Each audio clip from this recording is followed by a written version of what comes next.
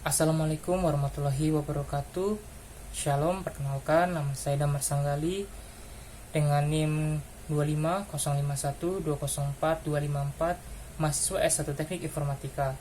Pada video ini saya akan mempresentasikan progres pengerjaan proyek besar mata kuliah rekayasa perangkat lunak yang saya kerjakan bersama dengan tim. Proyek yang kami kerjakan adalah sistem manajemen pengaduan warga berbasis SLA, sebuah sistem berbasis web yang dirancang untuk mengelola laporan pengaduan masyarakat secara terstruktur, transparan, dan terukur. Sistem ini memungkinkan warga melaporkan permasalahan di lingkungan, seperti kerusakan jalan, lampu mati, atau masalah kebersihan, dan memastikan setiap laporan ditangani dalam batas waktu yang sudah ditetapkan melalui mekanisme Service Level Agreement atau SLA. Sistem ini melibatkan 4 pengguna utama: warga sebagai pelapor, admin sebagai pengelola laporan, petugas sebagai pelaksana di lapangan, dan supervisor sebagai pengawas yang menangani eskalasi apabila laporan tidak sesuai dengan tepat waktu. Mari saya jelaskan apa saja yang sudah berhasil saya selesaikan. Minggu kelima, saya memulai dengan menyusun fondasi dokumen SRS. Saya menulis bagian introduction yang menjelaskan tujuan dan ruang lingkup sistem. Saya juga melampirkan filenya di kolom file yang telah disediakan. Yang berikutnya, saya mengerjakan juga overall description yang menggambarkan perspektif dan fungsi utama sistem. Selanjutnya juga ada mengidentifikasi seluruh stakeholder yang terlibat, lalu ada tujuan umum dan tujuan khusus sistem. Selanjutnya, saya juga melakukan validasi wireframe awal terhadap kebutuhan sistem. Lalu pada week ke-6, saya melanjutkan dengan melengkapi isi SRS secara menyeluruh. Saya menulis 21 functional requirement yang mencakup seluruh fungsi sistem autentikasi hingga logging. Selanjutnya, saya juga mengerjakan 14 non-functional requirement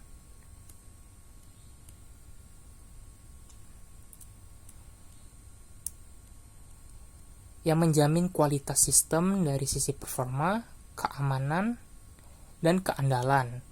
Selanjutnya, saya juga menulis business rules. Di sini saya ada 14 poin.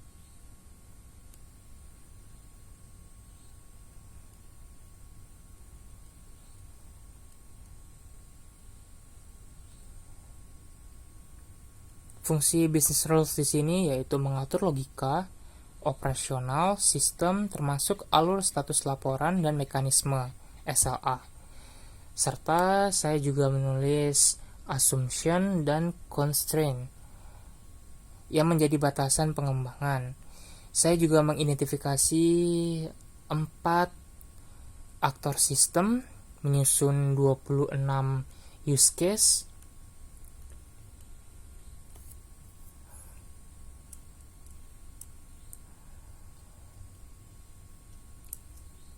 dan juga saya membuat use case diagram.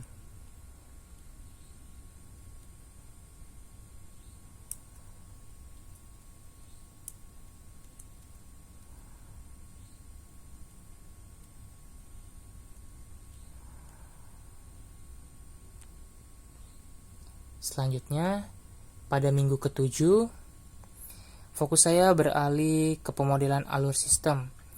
Saya membuat 3 activity diagram, proses pengaduan warga,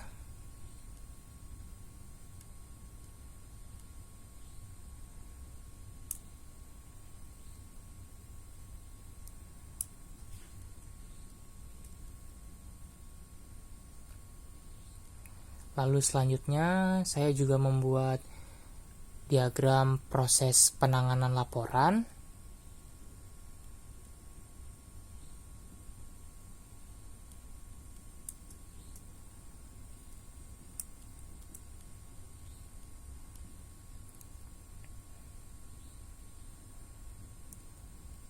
Dan yang ketiga, saya juga membuat diagram proses pemberian rating.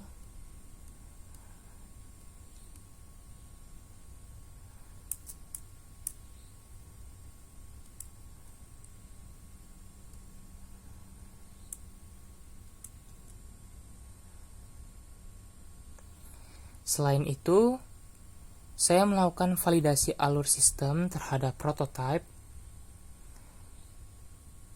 secara konseptual dengan menghasilkan 16 poin validasi yang terbagi menjadi 7 elemen terpenuhi.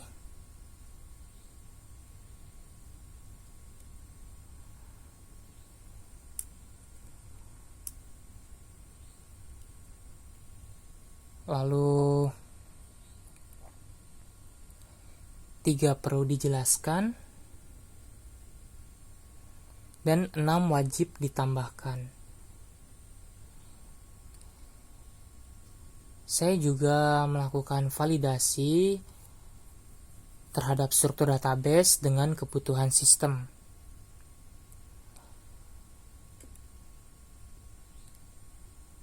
Dan saya menemukan 2 temuan blocker yang sudah dikomunikasikan terhadap role programmer untuk segera diperbaiki.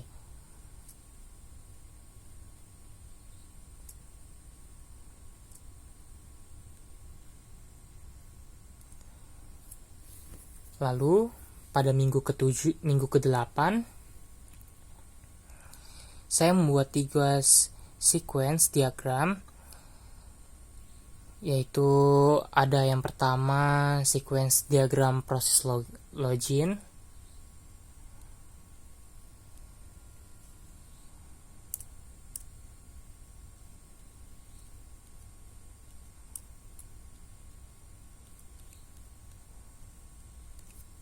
saya juga manfaatkan kolom catatan di sini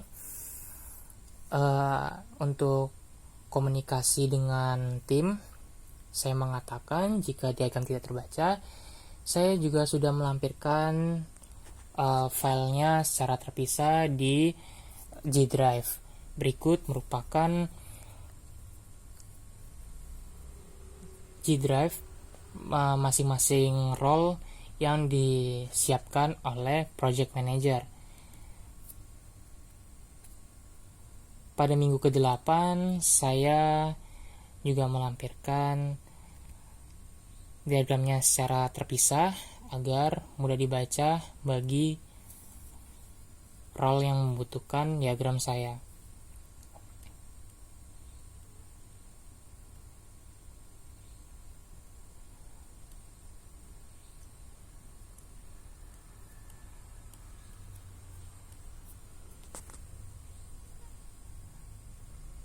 Lalu selanjutnya saya juga membuat sequence diagram pengaduan dan membuat sequence diagram penanganan laporan.